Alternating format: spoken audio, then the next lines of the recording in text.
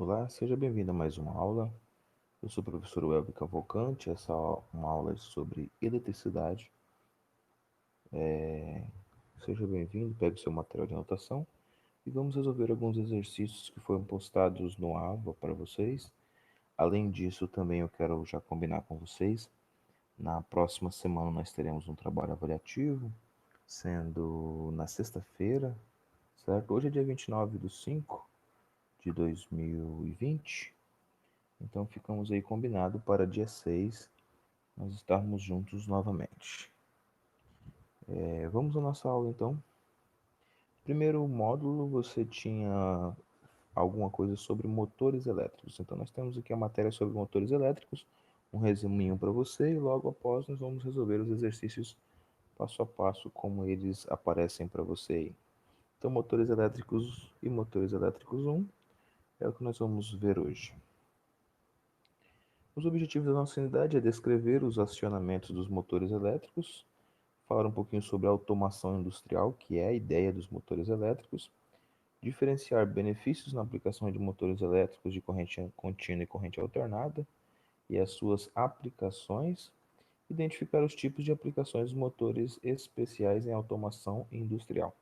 Então, existem alguns tipos de motores que são específicos para aquele trabalho e é importante que você saiba disso desde já. Questão de número 1 diz assim: os motores de corrente alternada são muito utilizados no meio industrial, sendo dividido em motores síncronos e de indução. Entre os motores de corrente alternada de indução, há um motor de rotor bobinado. Nesse caso, como o torque na partida pode ser ajustado, então aí tinha algumas alternativas para você escolher. A resposta correta é a resposta B, que diz o seguinte: aplicando-se resistências externas nas bobinas, quanto maior a resistência, maior o torque em velocidades baixas. Ok? Estamos falando aqui sobre motores de corrente alternada. Então, essa resposta é correta por quê? Porque em motores de corrente alternada, o rotor bobinado pode ser modificado pela curva do torque de velocidade, ao se inserir resistência nas bobinas. Quanto maior a resistência, mais deslocada a curva ficará e, consequentemente, maior será o torque, ou seja, o torque é a ideia de força, né, aplicada no motor, tá bom? Então está relacionado ao segundo e tal, a parte básica da física. Ligações estrela e triângulo são aplicáveis para motores de corrente alternada de indução. Por outro lado, os acionamentos inteligentes, como partidas elétricas, então para a gente acionar eles, a gente precisa de capacitores, a gente já estudou sobre isso nos primeiros módulos. Apesar de monitorarem parâmetros do motor, não geram curvas suaves de partida. Pergunta de número 2: aplicações de motores comuns não podem ser empregados em motores especiais, como motor de passo. Podem ser requisitados, neste caso, o sistema de acionamento precisa ser bem projetado. Considere que um motor de passo trifásico de 12 polos, 12 polos e de 50 RPM. A pergunta é: quantos pulsos por minuto são necessários para obter uma rotação de 50 RPM? Então está aqui a resposta: precisa de 1.800 pulsos por minuto. Por quê, professor? Porque você tem aqui o N, que significa o número de fases, como ele é trifásico, certo? Então esse motor, ele é um motor trifásico. Observe aqui, ó, na pergunta estava escrito aqui o trifásico, então o número de fases é 3. O P é 12 polos, então ele diz que é trifásico e tem 12 polos. E o que você quer é exatamente o número de rotações, Nm, tá? Então funciona assim, ó, número de pulsos é igual a esse N vezes P, certo? Ou seja, o número de fases vezes P, vezes o número de rotação que você está querendo, ok? Beleza? Então vai ficar o quê? 1.800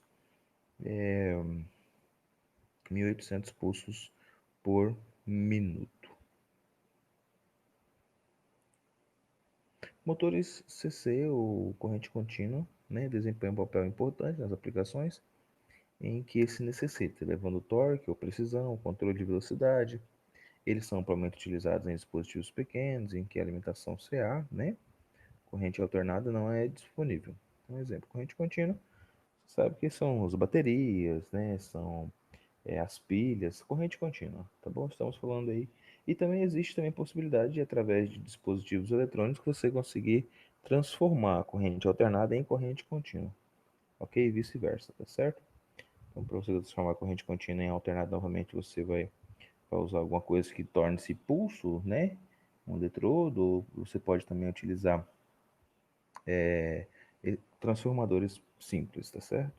Sobre os motores de corrente contínua, marque a alternativa correta. A alternativa correta dessa era a letra C. Motores de corrente contínua com enrolamento de série apresentam maior torque do que os enrolamentos compostos em shunt, o shunt, operando com a mesma corrente. Por quê? Porque os motores de corrente contínua costumam demandar mais manutenção do que os correntes em corrente alternada, que têm construção mais simples. Os motores de corrente contínua com enrolamento em série representam maior torque, porém menor velocidade do que os enrolamentos compostos. Os motores compostos têm desempenho intermediário entre os motores de série e de shunt. Os motores universais são assim denominados por operar tanto em corrente alternada quanto em corrente contínua. Questão 4. Em plantas industriais, os motores corrente alternada são geralmente acionados por dispositivos que geram rampas suaves de aceleração e desaceleração, evitando que o motor sofra sobrecarga nesse ponto crítico de operação. Sobre esses acionamentos inteligentes, assinale a alternativa correta. A alternativa correta é a alternativa A. Em inversores de frequência, a tensão de corrente contínua na saída é aplicada ao motor. Então, estava naquele resumo anterior que o professor postou aí para você. É completamente dependente da tensão de CA de alimentação. Por que isso acontece? Porque os inversores de frequência recebem o nome de CA, ou seja, corrente alternada da rede, e converte essa corrente para corrente contínua, ok? Posteriormente, criar a corrente alternada novamente. Então, o que ele faz? Em corrente contínua, ele consegue dar essa partida mais suave, tá? Mais suave no motor. Então, modulando a amplitude e a frequência da corrente de saída. Então, ó, soft starters, ou partida suave, tá certo? Starters, isso, partidas suaves. São dispositivos mais simples que apenas criam rampas de aceleração e de frenagem para o motor. Eles são mais limitados do que os inversores de frequência e não são desenvolvidos para realizar controle contínuo de velocidade dos motores, apenas na partida ou quando ele vai parar, ou seja, ou quando ele está brecando, ok? Questão de número 5 e última. Os motores de corrente alternada podem ser ligados eletricamente em várias formas? Sim ou não? Assim, podem-se obter diversas configurações de torque e velocidades apenas ligando de forma diferente os conectores do motor. Acerca das conexões elétricas e das configurações de partida dos motores de corrente alternada de indução, marque a alternativa correta. A alternativa correta para essa questão é a letra A. Ligações em estrela e triângulo servem para controlar a potência aplicado no motor durante a partida. A ligação estrela é a configuração recomendada para a partida do motor. Então, isso aqui nós vimos no módulo anterior, da quinzena anterior, tá certo?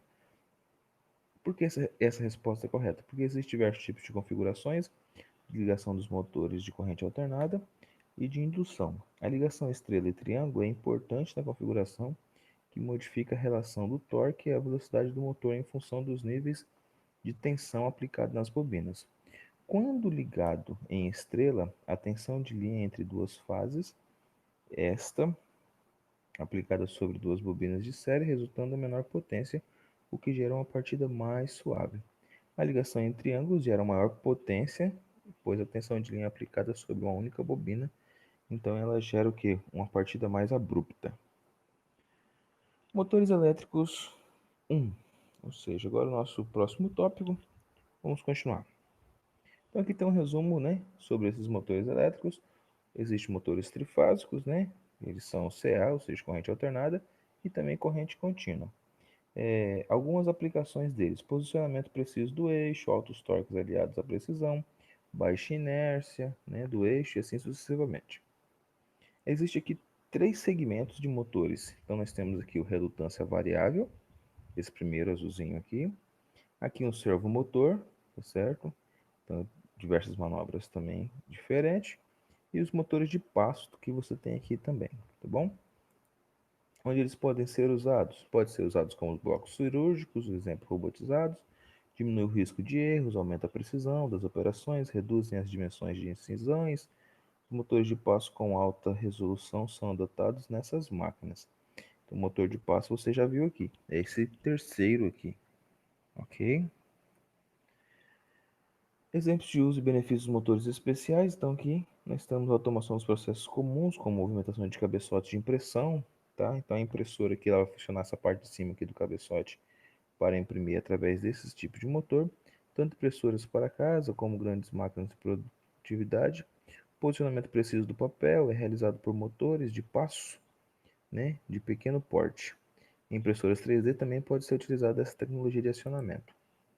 Outro exemplo aqui, em linhas de montagem, você está vendo aqui dois robôs trabalhando nessa linha de montagem, substituindo a mão de obra humana, as atividades de risco como solda, manipulação de cargas pesadas, entre outras.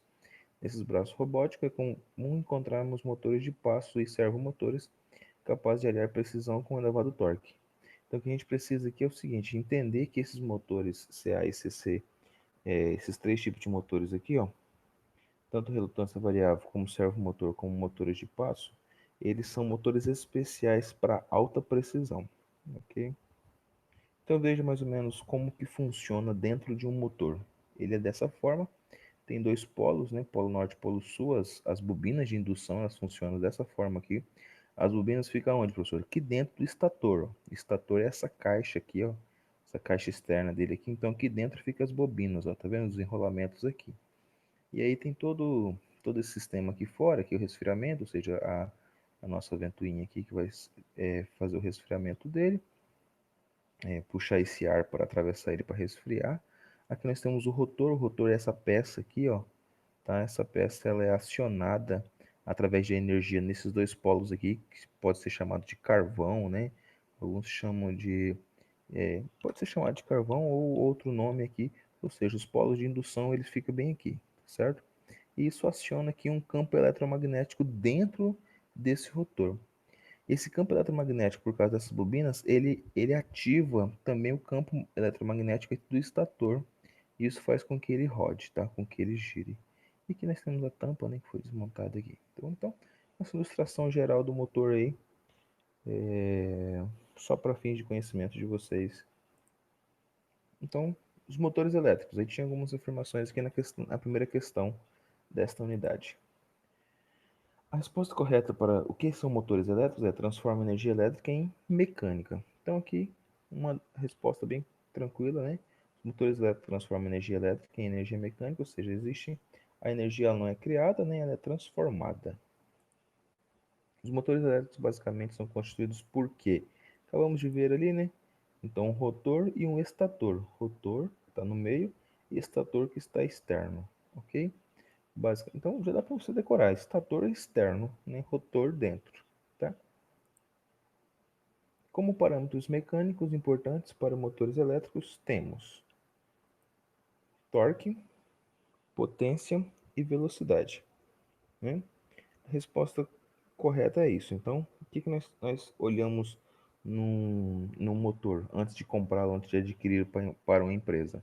Você está estudando para isso, né? Você está estudando para melhorar a vida das pessoas aí que estão em volta de você ou que dependem do seu serviço, né?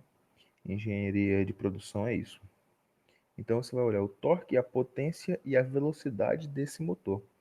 Tá? Então é nesse quesito aí que você tem que analisar se ele realmente é o melhor ou o que mais propicia o melhor trabalho naquela linha de montagem que você tá fazendo o esboço ou você está ali melhorando aquele ambiente, tá certo? 4. Quais as principais vantagens dos motores de corrente contínua? Então, letra B é a velocidade mais precisa e a possibilidade de variação de velocidade, tá bom? Lembrando que os motores de corrente alternada você não pode ficar variando muito a velocidade dele, porque para você variar a velocidade deles tem que variar a tensão, né? E aí na tensão você não vai ficar aumentando e diminuindo a tensão de um motor de corrente alternada, tá certo? Já de corrente contínua você consegue, porque aí você coloca um estabilizadorzinho, você coloca um estabilizador e coloca um controlador de velocidade nele ali. Você pode mandar mais energia ou menos energia, mais mais intensidade de corrente ou menos intensidade de corrente, tá bom? Essas são as principais vantagens dos motores de corrente contínua. O que são servomotores de corrente contínua e para que servem? São motores de corrente contínua de precisão que apresentam velocidades constantes e maior torque, ok? Chamado de servomotores. Inclusive são utilizados naqueles braços mecânicos que a gente viu lá na empresa, onde a empresa faz a solda, né? A automação industrial que você acabou de ver.